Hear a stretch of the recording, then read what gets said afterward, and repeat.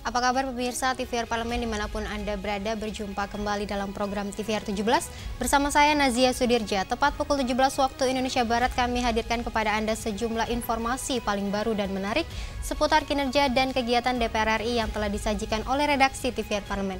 Pemirsa TVR Parlemen, inilah TVR 17 selengkapnya.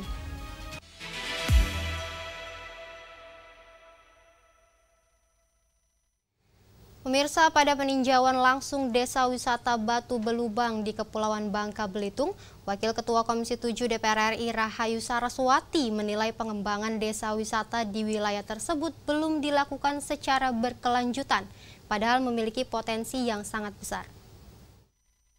Meninjau langsung Desa Wisata Batu Belubang di Kabupaten Bangka Tengah, Kepulauan Bangka Belitung, Wakil Ketua Komisi 7 DPR RI Rahayu Saraswati menilai pengembangan desa wisata di wilayah tersebut belum dilakukan secara berkelanjutan, padahal Provinsi Bangka Belitung memiliki potensi yang sangat besar. Menurutnya, Panitia Kerja atau Panja Standarisasi Desa dan Kampung Wisata yang dibentuk Komisi 7 DPR RI beberapa waktu lalu ingin memastikan desa-desa wisata di berbagai wilayah Indonesia, termasuk di Bangka Belitung, dapat berkembang maksimal dengan dukungan pemerintah pusat maupun daerah.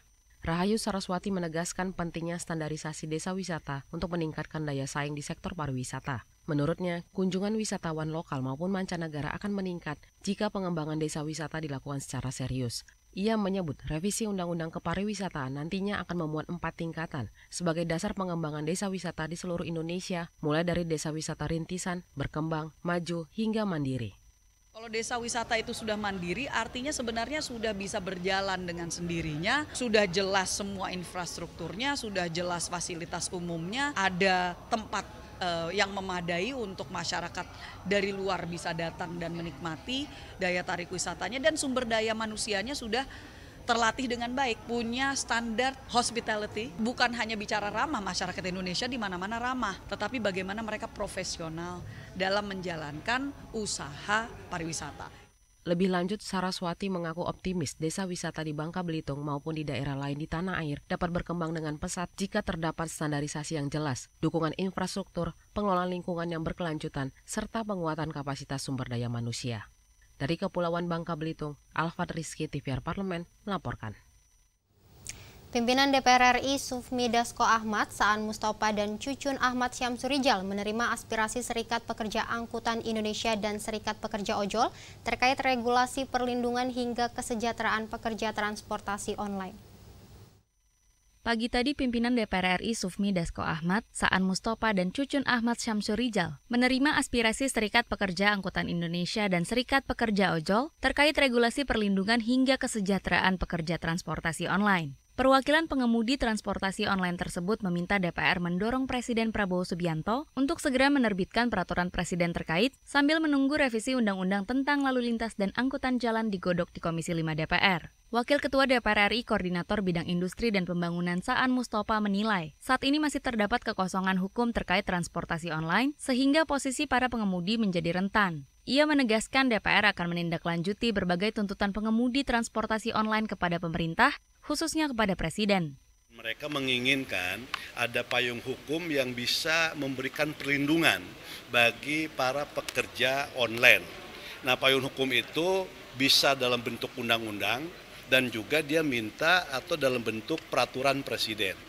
Di dalam peraturan presiden atau undang-undang itu ada jaminan sosial salah satunya. Misalnya jaminan sosial terkait mereka kecelakaan, macam-macam itu.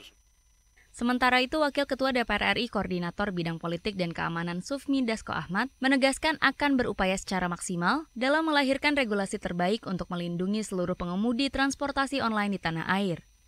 Apa yang kita harapkan bersama sambil menunggu undang-undang, kita akan coba bicarakan. Saya belum janji, tapi saya akan usahakan maksimal karena ini sifatnya mendadak, tapi karena kebetulan dapat waktunya, saya akan coba maksimal. Dodi, Zikri, dan Denus, TVR Parlemen melaporkan. Komisi 3 DPR RI menggelar uji kelayakan dan kepatutan terhadap 13 calon hakim agung dan 3 calon hakim ad hoc Mahkamah Agung yang sebelumnya diserahkan oleh Komisi Yudisial setelah diseleksi secara kualitas, kesehatan, hingga kepribadian. Sejak pagi tadi hingga Selasa pekan depan, Komisi 3 DPR RI menggelar uji kelayakan dan kepatutan atau fit and proper test terhadap 13 calon hakim agung dan 3 calon hakim ad hoc Mahkamah Agung. Sebelumnya ke-16 nama calon hakim tersebut diserahkan oleh Komisi Yudisial kepada Komisi 3 DPR setelah diseleksi secara kualitas, kesehatan hingga kepribadian.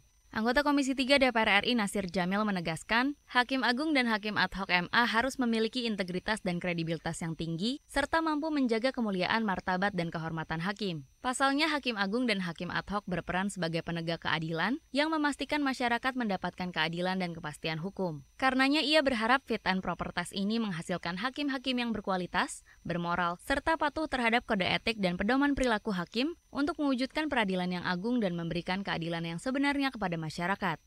Yang harus ada dalam diri penyelenggara negara, terutama para pengadil, hakim, apalagi hakim agung, itu soal integritas dan kredibilitas. Jadi dua hal itu menjadi sangat penting di samping intelektualitas seorang hakim agung. Karena itu dalam pandangan Komisi 3, integritas dan kredibilitas itu harga mati karena dia akan mewujudkan peradilan yang agung. Sebanyak 4 orang calon hakim yang dijadwalkan untuk menjalani fit and proper test hari ini diantaranya Heru Pramono, Budi Nugroho, Anas Mustaqim, dan Hari Sugiharto. Pengujian seorang calon hakim memakan waktu sekitar 90 menit, termasuk 15 menit untuk memperkenalkan diri dan menyampaikan pokok-pokok makalah yang telah dibuat sebelumnya. Andini dan Fuad, TVR Parlemen melaporkan. Di tengah dinamika pembangunan bangsa muncul pertanyaan besar, apakah pemangkasan dana transfer ke daerah akan menghentikan langkah pembangunan? Bagaimana tanggapan DPR RI terhadap hal ini? Pemirsa, jangan kemana-mana, tetaplah di TVR 17.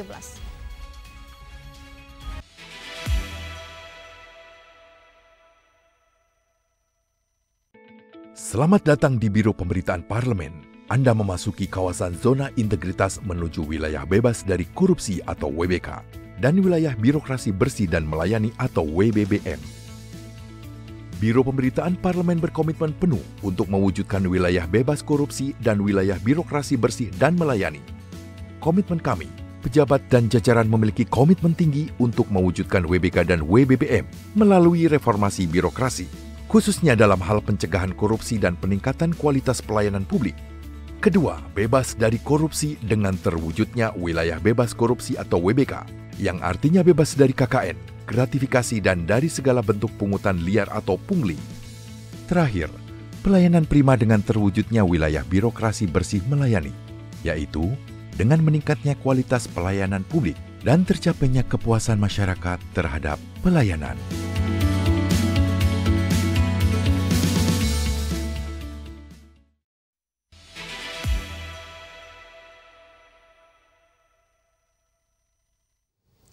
Baik pemirsa, pembangunan bukan hanya soal angka di atas kertas, melainkan soal tekad, inovasi, dan gotong royong. Sehingga pemangkasan dana transfer ke daerah justru menjadi momentum untuk menata ulang prioritas, memperkuat efisiensi, dan memastikan setiap rupiah benar-benar kembali pada rakyat. Inilah wujud komitmen DPR RI dalam mengawal pembangunan berkeadilan, di mana kendala bukanlah penghalang, melainkan pijakan untuk melompat lebih tinggi demi Indonesia yang lebih tangguh, merata, dan sejahtera. Simak liputan mendalam yang telah dikemas tim redaksi TVR Parlemen dalam segmen editorial Parlemen berikut ini.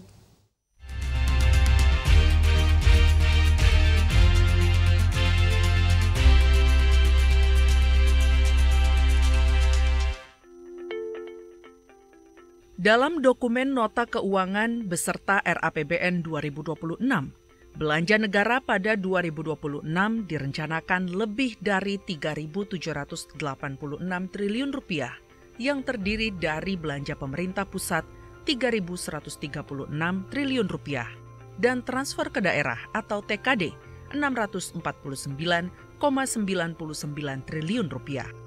Alokasi TKD tersebut turun 29,34% dibandingkan alokasi dalam APBN 2025 yang mencapai 919,9 triliun rupiah.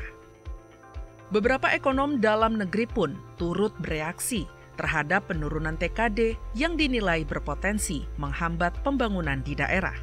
Pasalnya, banyak daerah yang masih mengandalkan transfer dari pusat dan masih mencari sumber dana tambahan dari pajak dan retribusi daerah. Menteri Keuangan Sri Mulyani menjelaskan penurunan transfer ke daerah dikarenakan adanya pergeseran guna meningkatkan alokasi belanja kementerian dan lembaga. Pada dasarnya, pergeseran sebagian besar alokasi TKD tersebut diarahkan langsung untuk dinikmati masyarakat dan mendukung program-program prioritas nasional. Anggota Komisi 2 DPR RI turut menyoroti kebijakan tersebut karena dikhawatirkan akan berdampak langsung pada kemampuan fiskal daerah dalam mengelola pemerintahan dan mewujudkan kesejahteraan masyarakat. Nah, olehnya itu dibutuhkan kepala daerah yang punya inovasi kuat, mencari sumber-sumber perkuatan pendapatan asli daerah. Salah satu contoh yaitu bagaimana perkuatan BUMD dan pengelolaan sumber daya alam, mengaktifkan dan menghidupkan ekonomi kreatif. Ekonomi kreatif ini jangan dianggap kecil, itu memberi kontribusi UMKM, home industry. Jadi saya punya pandangan sekali lagi, apa yang dilakukan Republik ini dalam hal efisiensi pemangkasan APBN tadi itu untuk transfer keuangan ke daerah bukan berarti mengabaikan kesejahteraan masyarakat, tidak. Di sini dibutuhkan pemimpin-pemimpin daerah yang inovasi. Sekali lagi, inovasi. Mencari sumber-sumber perkuatan pendapatan asli daerah agar supaya fiskal daerah itu bisa mapan.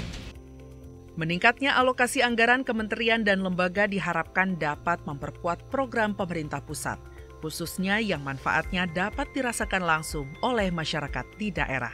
Anggota Badan Anggaran DPR RI menekankan pemerintah daerah untuk menyikapi pemotongan dana TKD secara bijak, serta tidak terburu-buru menutup kekurangan anggaran dengan menaikkan pendapatan asli daerah. Untuk itu, diperlukan inovasi dan kreativitas kepala daerah dalam mengelola dan menggali potensi pendapatan asli daerah. Dana transfer daerahnya turun, tetapi kementerian lembaga akan menggelontorkan program yang itu sasarannya langsung yang punya masyarakat kan di daerah. Jadi nggak mungkin akan berputar di sini. Dan bahkan sudah diseimbangkan tadi, sudah dihitung angkanya per kapita. Jadi setiap orang, kalau ada mengatakan bahwa ada kesenjangan antara Jawa dan luar Jawa, bahkan tadi saya lihat satu orang di Jawa itu sampai 5 juta gitu. Nah kalau di Papua lebih dari 7 juta. Satuannya, unit kosnya, per kapitanya itu lebih rendah di Jawa. Nah ini sudah sampai difikirkan seperti itu untuk supaya tidak ada ketimpangan, ada gap antara kota dan desa. DPR RI menegaskan komitmen dalam mengawal dana transfer ke daerah untuk memastikan penyelenggaraan pemerintahan dan pembangunan daerah menekan ketimpangan fiskal, baik antara pusat dengan daerah maupun antar daerah, serta dapat meningkatkan kualitas dan kuantitas layanan publik di daerah. DPR RI juga menegaskan akan terus memperjuangkan dana TKD sebagai solusi bagi daerah yang memiliki sumber pendapatan terbatas dan mendukung terwujudnya pemerataan pembangunan di seluruh Indonesia.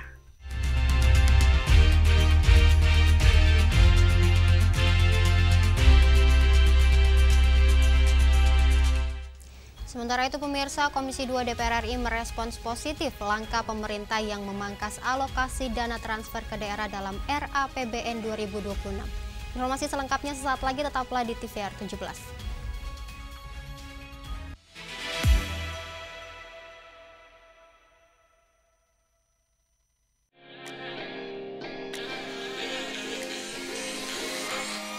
Kalau awal mula terjun ke dunia politik, karena saya ini sejak tahun 2000 jadi pilihannya Bu Mega, Presiden kelima, untuk menjadi perancangnya beliau.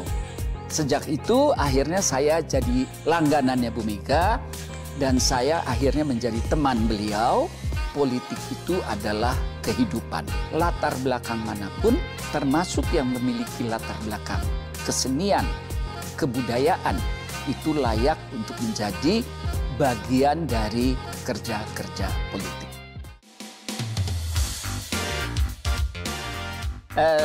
Ini adalah kostum-kostum yang saya bikin untuk film Tenggelamnya Kapal Van der Weyck.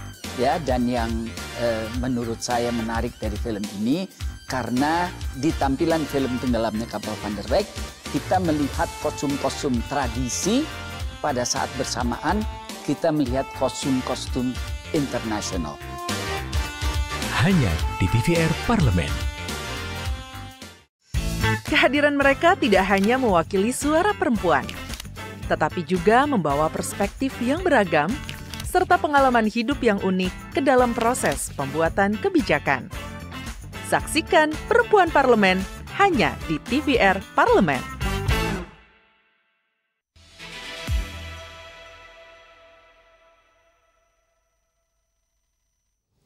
Kebijakan pemerintah terkait pemangkasan alokasi dana ke daerah dinilai sebagai upaya penataan fiskal nasional agar lebih efisien dan berkelanjutan. Pemerintah daerah diharapkan tidak hanya bergantung pada dana transfer pusat, dengan didorong untuk semakin kreatif dalam melakukan diversifikasi pajak dan menggali potensi pendapatan asli daerah, sehingga pembangunan dan pelayanan publik di daerah tetap berjalan optimal. Informasi selengkapnya berikut laporan rekan kami Dadi Ramadan dari Gedung DPR RI Senayan, Jakarta. Pemirsa, TVR Parlemen, pemerintah berencana memangkas TKD atau dana transfer ke daerah atau dana TKD yang ini nantinya juga bisa berimbas kepada perekonomian di daerah. Lalu bagaimana tanggapan DPR RI terkait dengan pemangkasan yang dilakukan oleh pemerintah terhadap dana TKD ini? Sudah bersama kami Bapak Ahmad Heriawan, anggota Komisi 2 DPR RI. Terima kasih Pak atas waktunya Pak. Ini kalau melihat Pak sebagai DPR RI Komisi 2 melihat pemerintah akan memangkas dana TKD ke daerah. Kira-kira ini akan memberikan dampak langsung nggak sih Pak kepada perekonomian di daerah Pak? Ya tentu yang pasti adalah pendapatan anggaran belanja daerah akan berkurang ya, karena di tiap-tiap daerah di banyak daerah jadi dana transfer daerah itu jadi andalan untuk dana APBD daerah yang bersangkutan. Tentu ketika dana transfer ini dikurangi, maka pendapatan daerah yang bersangkutan akan berkurang ya. Nah tentu saja ya pertama kita hormati ini kan efisiensi yang berarti pemerintah pusat ingin mengalirkan atau menganggarkan anggaran dana seperti ini untuk hal-hal yang prioritas ya, untuk menyelesaikan hal prioritas sebagai program nasional. Yang kedua tentu ya kemandirian daerah akan ingin dipacu dengan lebih cepat supaya memang daerah otonom itu ya kemandirian fiskalnya lebih bagus kan gitu. Tapi tentu dalam jangka pendek saat ini memang akan terpengaruh ya. Oleh karena itulah ketika terpengaruh seperti ini hendaknya para kepala daerah itu berinisiatif melakukan inovasi ya. Dengan baik menggali PAD lebih bagus lagi, karena boleh jadi ada sejumlah pendapatan asli daerah yang belum tergali dengan baik. Katakanlah di sana ada pajak hotel restoran yang belum terkelola dengan baik, yang belum didigitalisasi, sehingga antara potensi yang seharusnya masuk dengan yang sebenarnya masuk menjadi pajak daerah menjadi tidak sinkron. Potensinya A, ternyata yang masuk ternyata kurang dari A gitu. Nah oleh karena itu ini perlu ada langkah-langkah yang inovatif ya, kreatif dengan baik, lebih kepada intensifikasi pajak yang mengutamakan penggalian pajak lebih bagus lagi. Saya katakan tadi sebelum inovasinya adalah menaikkan persentase pajak. Tentu ini langkah terakhir, kalaupun ada kenaikan, ya kenaikannya terukur dengan baik, jangan ugal-ugalan ya. Ratusan persen bahkan sampai ribuan persen, itu kan kenaikan ugal-ugalan. Yang harus terjadi adalah pertama intensifikasi pajak yang ada dengan mengoptimalkan potensi pajak menjadi pendapatan pajak. Jangan sampai potensi pajak tapi tidak jadi pendapatan pajak kan gitu, itu persoalannya. Nah salah satunya digitalisasi ya, digitalisasi dengan baik, karena boleh jadi pada saat melakukan pendapatan pajak, penggalian pajak, banyak kebocoran. Ya. Katakanlah yang sering jadi sorotan saya pada saat di kepala daerah, terhadap kabupaten dan kota itu pajak hotel restoran. Restoran biasanya dipatok setahun sekian, padahal yang bayar pajak itu kan masyarakat ya. Ketika masyarakat makan di sebuah restoran kan ada pajaknya. Jadi yang bayar pajak pemerintah itu bukan restorannya, tapi orang-orang yang datang ke situ, makan dan minum di situ. Sama hotel juga tidak bayar pajak hotel ke pemerintah, yang bayar pajak adalah para penghuni, para pengunjung gitu. Karena itulah ya hendaknya pengunjungnya berapa, pajaknya berapa itu tertulis dengan baik. Karena itu potensi pajak, semua potensi pajak harus masuk menjadi pendapatan pajak kepada pemerintah kita. Itu diantaranya kepada pemerintah daerah kita. Kemudian saat yang sama juga ada efisiensi dalam pendayagunaan pembangunan sehingga pembangunan menjadi efektif dan efisien sehingga dengan biaya yang ada tapi tetap tepat sasaran. Nah, efisiensi pembangunan Pak, ini kan tapi kan tentunya pasti ada yang dikorbankan Pak. Apakah nantinya tidak akan menimbulkan ketimpangan Pak di daerah? Karena kan kalau kita tahu daerah-daerah yang dengan PAD kecil juga tentunya pasti akan berdampak langsung Pak dengan adanya pengurangan dana TKD ini Pak. Saya kira di pemerintah pusat juga tidak akan ada penyamarataan ya, pasti ada efisiensi dengan persentase yang berbeda. Ketika fiskalnya cukup kuat, ya, mungkin persentase efisiensinya bisa lebih besar. Ketika fiskalnya semenjak awal diprediksi ternyata lemah, tentu saja pemerintah pusat juga harus membedakan efisiensi pada daerah-daerah yang fiskalnya belum kuat. Tentu saja ini harus dibedakan dengan keberpihakan khusus dan persentase efisiensinya diperkecil dibandingkan dengan daerah-daerah yang fiskalnya sudah lebih kuat. Terima kasih banyak Pak Ahmad Heriawan atas waktunya Pak. Selamat bertugas kembali Bapak. Pemirsa, tadi sudah kita bahas bersama dengan Bapak Ahmad Heriawan, anggota Komisi 2 DPR RI, yang dimana tadi beliau sudah menyampaikan bahwa beliau juga menghormati apa yang dilakukan oleh pemerintah terkait dengan pemangkasan dari dana TKD atau transfer ke daerah, dan tentunya ini juga nantinya diharapkan bisa dimanfaatkan oleh pemerintah pusat untuk bisa memberikan kebermanfaatan dari dana anggaran yang digunakan oleh kementerian dan juga lembaga, dan juga bisa dirasakan langsung dampaknya oleh masyarakat. Dan juga untuk pemerintah daerah atau kepala-kepala daerah diharapkan untuk bisa melakukan diversifikasi pajak dan juga efisiensi pembangunan yang ada di daerah, dikarenakan memang adanya keterbatasan anggaran dari pemerintah yang ditransfer ke daerah. Sekian dari saya, Dede Ramadan, kembali ke rekan kami di studio. Selanjutnya pemirsa, apa saja yang menjadi sorotan di media online nasional pada hari ini? Usai jeda tetaplah di TVR 17.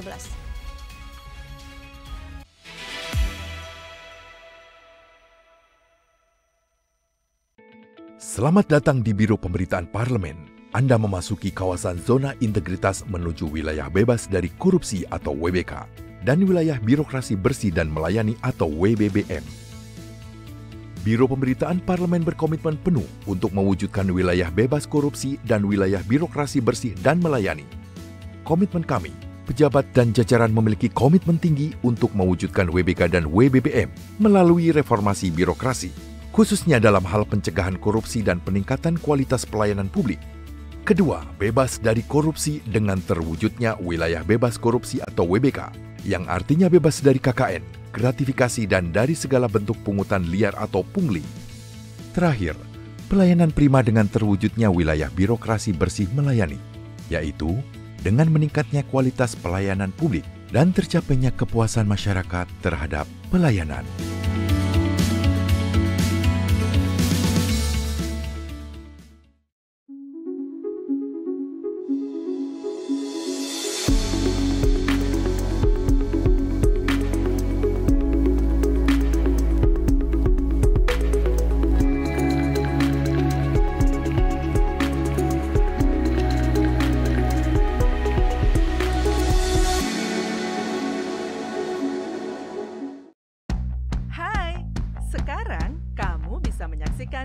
Program TVR Parlemen di First Media, channel 18 ya.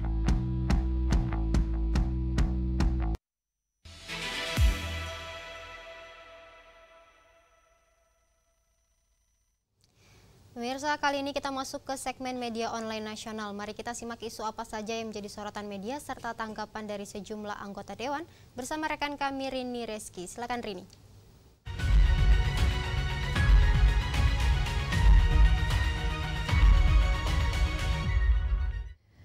Baik, terima kasih rekan Nazia. Pemirsa, selamat sore. Kita masuk ke segmen media online. Berita pertama yang menjadi headline di media online pada sore hari ini yaitu mengenai Komite BPH Migas terpilih harus punya visi besar dan juga dukung ketahanan energi nasional. Kita lihat pemirsa di layar kaca. Baik, di sini Ketua Komisi 12 DPR RI yaitu Komite Badan Pengatur Hilir Minyak dan juga Gas Bumi terpilih memiliki jiwa yang visioner, progresif dan juga komitmen kuat dalam bidang ketahanan dan juga energi nasional, pemirsa.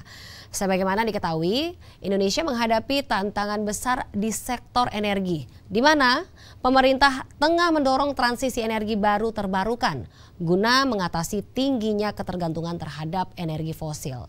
Di samping itu pemirsa, fluktuasi harga minyak dunia yang mempengaruhi stabilitas pasokan energi menuntut BPH Migas menjalankan fungsi pengawasan distribusi bahan bakar minyak dengan baik, terutama yang bersubsidi, agar penyalurannya tepat sasaran dan juga mendukung ketahanan energi nasional. Di sini BPH Migas tidak dapat bekerja dengan pola lama dan juga perlu adanya transformasi digital yang menyeluruh. Selain itu, penting adanya keterbukaan data distribusi BBM bersubsidi yang diwujudkan dalam bentuk digital guna memungkinkan masyarakat ikut mengawasi. Kita beralih ke berita selanjutnya juga menjadi headline di media online pada sore hari ini, yaitu mengenai perkuat standarisasi desa wisata. Di sini Komisi 7 DPR RI tinjau Kota Bogor. Kita lihat kembali. Baik pemirsa, dalam memastikan penguatan standarisasi yang sejalan dengan rencana pengesahan Undang-Undang Kepariwisataan, Panitia Kerja Standarisasi Desa Wisata Komisi 7 DPR RI melakukan peninjauan ke Kota Bogor untuk mendorong pengembangan desa wisata dengan standar yang lebih baik. Tentunya terkait hal ini, Ketua Komisi 7 DPR RI yaitu Saleh Partaunan Daulay menilai Kota Bogor merupakan tempat lahirnya banyak tokoh besar yang menyimpan berbagai tempat bersejarah. Dan juga di sini sehingga keberadaannya harus dijaga dengan baik.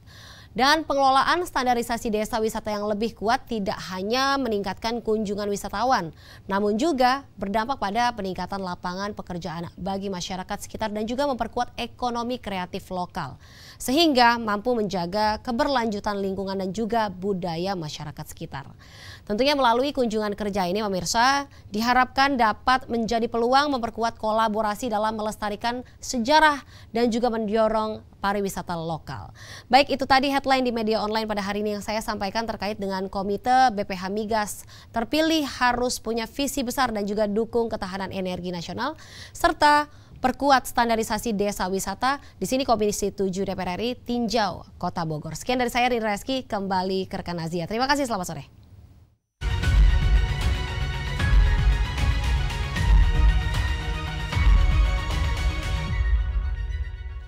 Terima kasih rekan Rini yang telah menyampaikan sejumlah update sorotan dari media online nasional pada hari ini. Pemirsa, segmen media online tadi sekaligus menutup program TVR 17 edisi sore hari ini. Saya Nazia Sudirja beserta seluruh kru TVR Parlemen yang bertugas mengucapkan terima kasih dan pamit undur diri dari hadapan Anda. TVR Parlemen, referensi Indonesia.